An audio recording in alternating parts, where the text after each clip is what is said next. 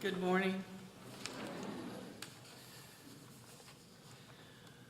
Today's scripture is from the book of Mark, the Gospel of Mark, chapter 8, verses 31 through 38. He then began to teach them that the Son of Man must suffer many things and be rejected by the elders, chief priests, and teachers of the law, and that he must be killed, and after 3 days rise again. He spoke plainly about this, and Peter took him aside and began to rebuke him. But when Jesus turned and looked at his disciples, he rebuked Peter. "Get behind me, Satan," he said. "You do not have in mind the things of God, but the things of men." Then he called the crowd to him along with his disciples and said, "If anyone would come after me, he must deny himself and take up his cross and follow me. For whoever wants to save his life will lose it, but whoever loses his life for me and for the gospel will save it. What good is it for a man to gain the whole world, yet forfeit his soul? Or what can a man give in exchange for his soul? If anyone is ashamed of me and my words in this adulterous and sinful generation, the Son of Man will be ashamed of him when he comes in his Father's glory with the holy angels." Last week, I tried to introduce you to some of the folk who were witnesses to the crucifixion of Jesus, and to let you know why they were there. To remind you, the soldiers were there because Pilate had condemned Jesus, though he said he was innocent, and put Jesus into their care or into their hands to be scourged and ultimately crucified. So they were there to fulfill the orders of what amounted to the Roman authorities. The Pharisees and the Sadducees were there, I dare say, with a degree of gloating and glee, because they were seeing what I'm sure they felt was a competitor gotten rid of. Jesus was a threat to them. They were offended by nearly everything that he said and did. And then there were some of Jesus' friends and his family. Mary, his mother, was there. Mary Magdalene was there. John the Apostle was there, and they were there out of love and loyalty to him. This morning, I would like to call your attention to a statement that Jesus made in the context of his announcing to his followers and to those who were listening that one day he was going to be killed. He was going to suffer at the hands of the elders, the Pharisees, the leaders of the country. And he said to them, part of what he said was, "If anyone comes after me, he must deny himself, take up his cross, and follow me." Now that must have been a bit of a surprise to those around him, because in ancient times, the very mention of a cross, the image of a cross, represented and signified the death of an individual in a very disgraceful, incredibly painful, incredibly brutal way. And yet Jesus said, if you're going to follow me, you must deny yourself, take up your cross, and follow me. Now the Jews vehemently denounced cross death. Even some of history tells us that even some of the elite in Rome, the city of Rome, they opposed, they condemned, they denounced crucifixion because it was so brutal. But crucifixion ordered by the government was designed to bring a check upon rebels, upon pirates, upon slaves. That's the people that crucifixion was administered to. And it was an incredibly brutal way of dying. A condemned man who was a man who had subverted the law, if you will, or who had resisted Roman authority. They were the ones that crucifixion was administered. It's exactly the kind of thing that the Pharisees had in mind when they saw Jesus hanging there. They saw him as one who was violating the law. They saw him as one who was challenging and threatening them, threatening their power, threatening their position. And so I'm sure they were delighted to see him hanging from the tree. And with such a history, you wonder, and it's a fair question, why did Jesus use such a brutal illustration of death to communicate the need for discipleship? Why would he use that imagery?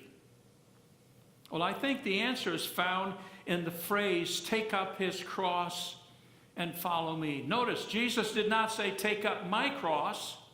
He said, take up, the one who wants to follow me must take up his cross and follow me. And the rationale for making it so personal, I think, is found in the very rationale of using crucifixion in the first place and some of its rituals, and its rituals were brutal. Jesus was scourged with a cat of nine tails and was beaten to a pulp. Remember, the goal of crucifixion was not just to punish an individual, but it was designed to deter resistance to Roman authority. Now, in all fairness, one has to say that when Rome overthrew a country, they dominated a people, they allowed a degree of, in fact, a wide-ranging degree of freedom for those people. They allowed them to maintain their religion. They allowed a degree of local governance, and Israel is a prime example of that. Though they were under Rome's authority, Israel continued to operate the temple. They continued to offer sacrifice. The Sanhedrin continued to exercise a degree of governance over the people. But Rome did not tolerate. They did not tolerate disrespect and resistance. And so when one was crucified, you were nailed, attached to this cross, stooped over because of the weight. And if the beam behind you, you walked through the streets being ridiculed and made fun of by the locals, and you were taken to a place of public execution, all of it designed to cut down on rebellion against the state. Here, Jesus does something that's rather unexpected, I'm sure, by those, because he called for those who would follow him to, one, deny themselves and submit to him.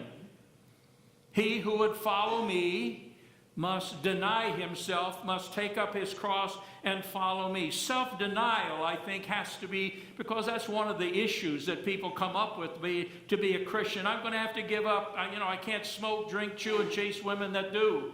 That's one of the things that, I've been told that more times than you can imagine. I got to give up all these things to become a Christian. I want you to know that there's joy to be gained, and peace to be gained, and hope to be gained. But self-denial, I think, has to be seen through the lens of submission. Jesus was going to submit himself to the purpose for which he came to earth in the first place. He was submitting himself to the Father in suffering and death. And for those of us that would follow him, he says, we must first submit not to our will, not to our ideals, not to our purposes, but we must submit to a new authority, submit to a new loyalty, and the price to be paid was self-denial and submission. Now, cross-bearing for the Romans was public. It was under supervision. It was under authority, and it resulted in death. What Jesus offers us is not through submission and self-denial, is a voluntary submission, a voluntary cross-bearing, a voluntary self-denial, and the results of that is not death, but it is freedom. It's deliverance. It's freedom from the slavery of sin. Rome's cross-bearing was designed to intimidate their citizens. It was designed to intimidate their critics. But Jesus offers us freedom from the slavery and the bondage and the penalty of sin. Here's what Paul said, writing to the Galatians. He said, "It is for freedom that Christ has set us free. Stand firm then, and do not let yourself be burdened again by the yoke of slavery. It is for freedom that Christ has asked us to submit to him, to yield to him.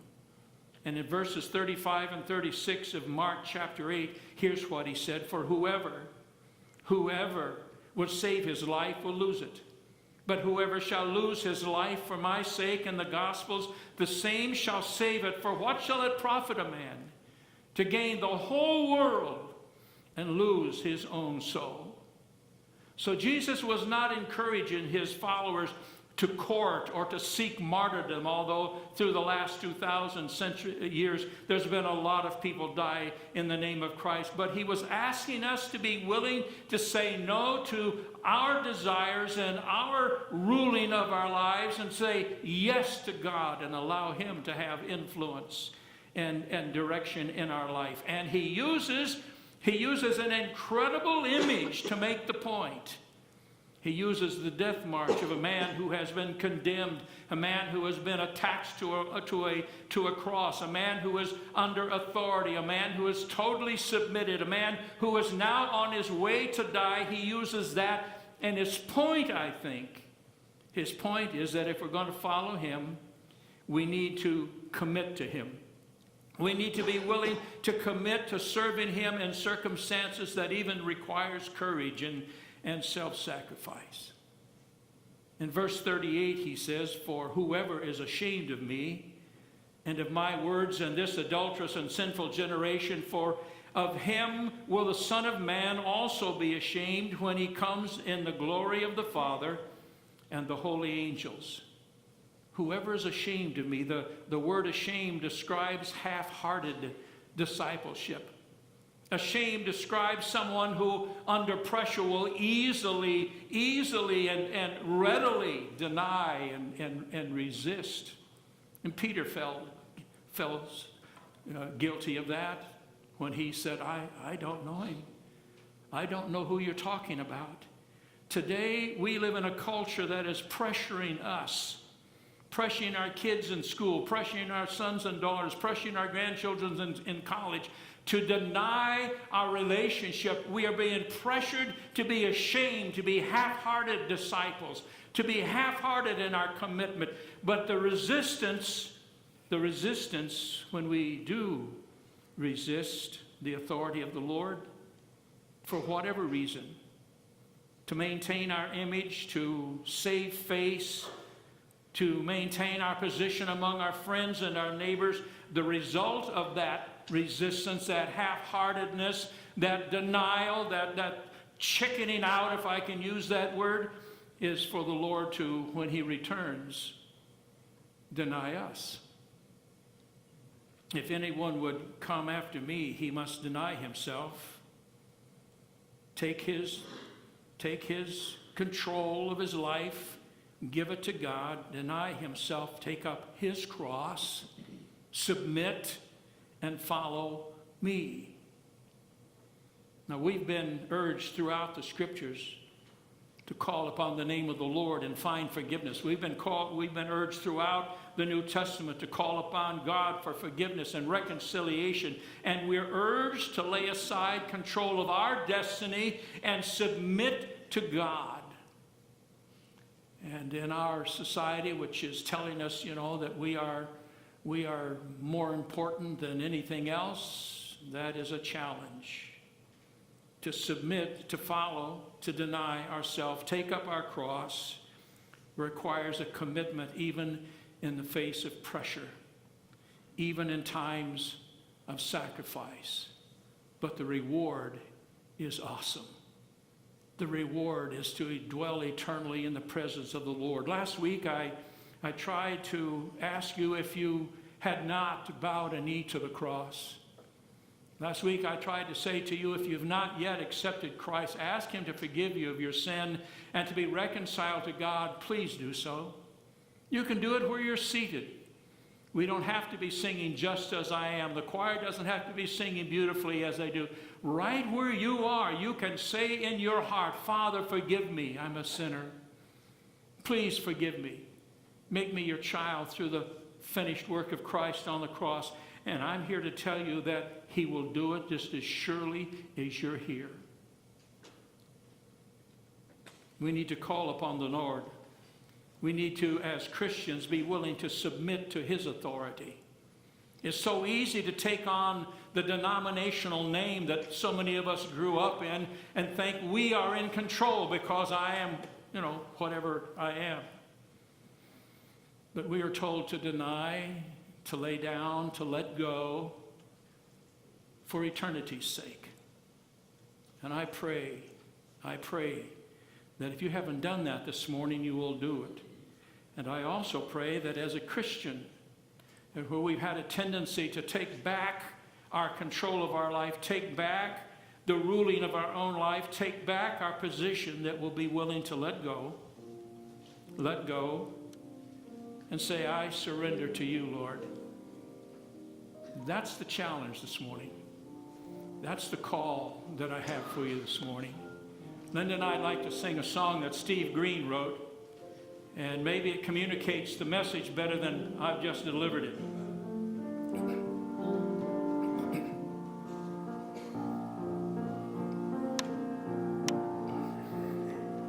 I am crucified with Christ, therefore I no longer live.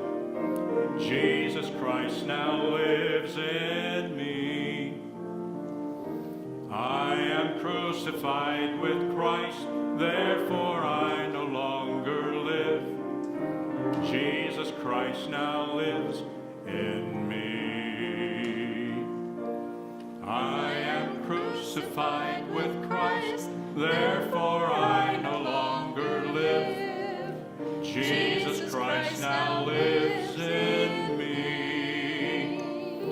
I am crucified with Christ, therefore I no longer live. Jesus Christ now lives in me.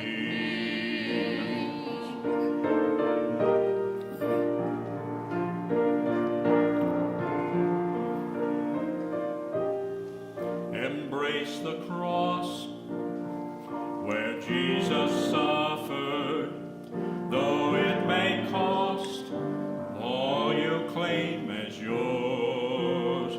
Your sacrifice will seem small beside the treasure. Eternity can't measure what Jesus holds in store.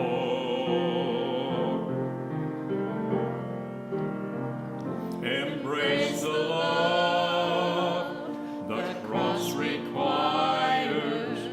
Cling to the one whose heart knew every pain. Receive from Jesus fountains of compassion.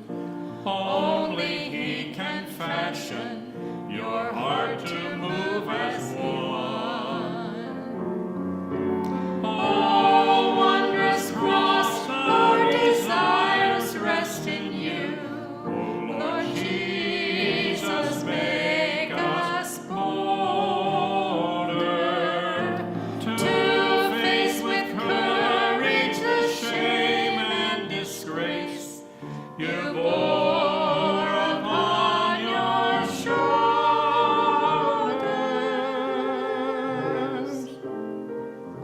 Embrace the life that comes from dying. Come trace the steps the Savior walked for you. An empty tomb concludes Golgotha's sorrow. Endure then till tomorrow your cross of suffering.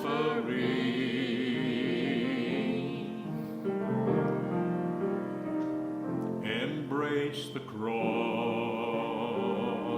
embrace the cross of Jesus.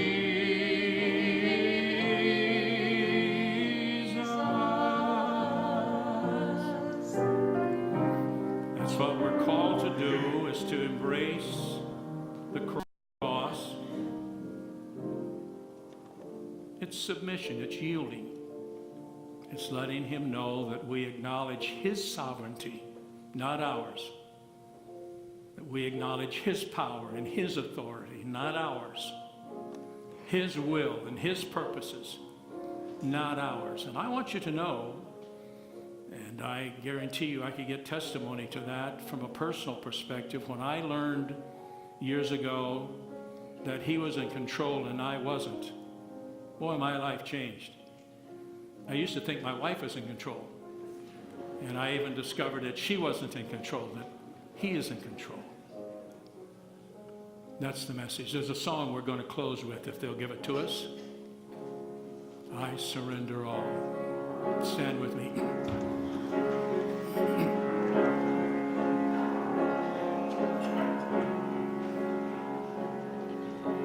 All to Jesus I surrender. All to Him I freely give. I will and trust Him in His presence daily live. Sing it now. I surrender all. I surrender all to Thee, blessed Savior. Sing the chorus again. I surrender all. I surrender all. I surrender all to Thee, blessed Savior.